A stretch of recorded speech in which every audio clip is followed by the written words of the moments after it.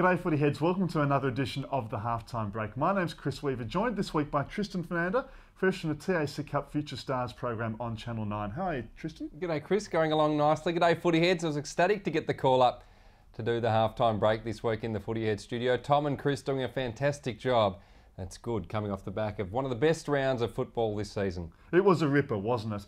And it all culminated on Sunday night with St Kilda versus Geelong, touted as match of the season, and it did not disappoint. No, it certainly didn't. Right down to the wire. The Saints got off to an absolute flyer. Many say Michael Gardner was in fact the difference. He took a fantastic pat mark in the dying stages, ended up kicking the winning goal. And some people are even going as far as saying, Chris, the best game they've seen. No Stevie J for Geelong, who pulled out with a hip injury. Brad Ottens as well. We still don't know when he's going to come back.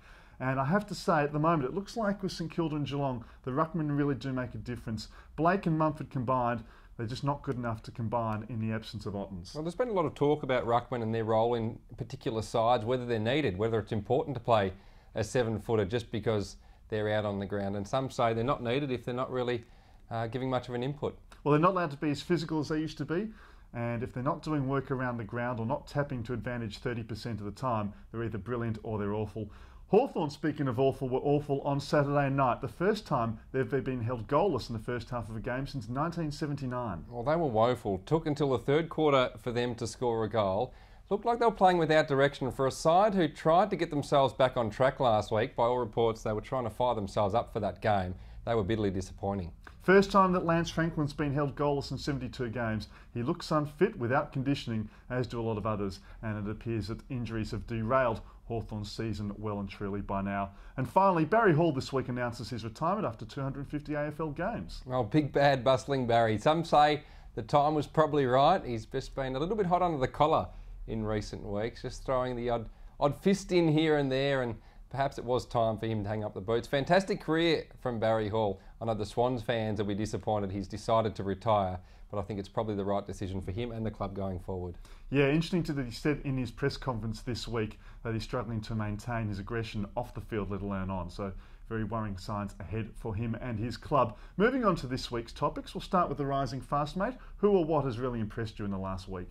Demons player by the name of Jack Grimes. Ever since he burst onto the scene this season, he didn't play in the first couple games, but the former Vic Metro captain has been sensational. By all reports, he's a fantastic leader, got great leadership attributes, and I think he's going to be a star of the future for the Melbourne Football Club. Yeah, former captain of Victoria Metro. He struggled with both back and groin injuries in recent times, but 9 AFL games into his career, 29 touches. A move into the midfield awaits for him. For mine, it's going to be Sam Gilbert. I know he's played over 50 games now, the Saints backman, but he's starting to really show his class. What about the sinking ship? Who or what's on its way down? I'll have to go Jared Brennan, I think. He's had such a sensational season. A moment of madness, headbutting Josh Carr. Some may say he deserved it. Some may ask what Josh Carr was in fact doing there. Perhaps he brought it on himself. But Jared Brennan, what were you thinking? You're only going to miss a week as a result. But I don't think it's done his chances. As far as getting a rap from Michael Voss goes, any good.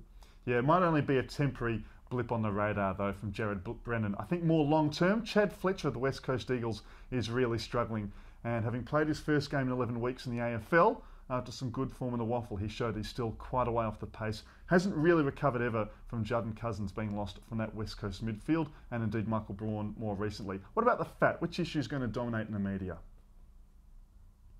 Tristan, do you reckon maybe the match review panel after Jared Brennan only getting 1 week instead of the 3 which was originally recommended? Yeah, I'll stick with the Brennan theme. I think it's a good one to stick with. What are the match review panel thinking? Have they been good for the game? I know we've tried to rule out inconsistency from tribunal decisions, but I can't help but think it's gone the other way. I think they've been a model of inconsistency over the past 2 seasons. Yeah, and I think further to that point, we saw this week that Colin Sylvia of Melbourne got 3 weeks for whacking Scott Selwood in an incident which did not cause as much damage as the Brennan Carr one.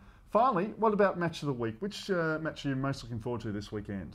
Can't wait to see the Bulldogs take on the Pies. I know you say I'm an enthusiastic Pies man. I'm not one-eyed, but I think it's going to be an absolute crackerjack clash. Both these sides seen as the contenders behind Geelong and St Kilda, and I think one will put their best foot forward this week and go a long way to saying who's that third team in the AFL. No apologies required on that one, Lenny. It's going to be a cracker. Top 4 place on the line on Friday night. For mine, the other game of real interest this round, I reckon, is Brisbane Lions versus Geelong on Saturday night at the Gabba. Both sides coming off disappointing losses last week. Who'll bounce back harder? The Cats, who are a little bit undermanned for the first time in quite a while, or the Lions, who are so strong at home? Well, that's all for this week. Tristan Fernandez, some lovely work from you, mate. Thank you very much, Chris. It's been fantastic to be here. I just have to wait for another call up a bit later on this season. So, footy heads, any comments, leave it in the box below and we'll get back to you next week. This is Chris Weaver and Tristan Fernandez. See you later, footy heads.